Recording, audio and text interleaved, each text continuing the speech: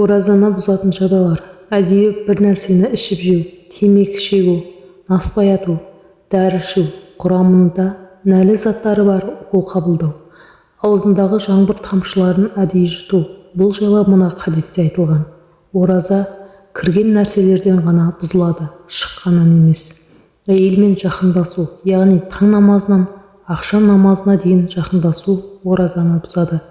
Себепсіз қорек немесе қоректік қасиеті барлық заттары біле тұра әдейілеп жеу оразаны бұзады. Мұндай жағдайларда кафарат оразасын ұстау қажет. Кафарат деп Рамазан айының оразасын себепсізден себепсіз біле тұра бұзып жіберсе, 2 ай ораза ұстауды, оған шамасы келмесе 60 кедейді тамақтандырып тойғызуды айтады.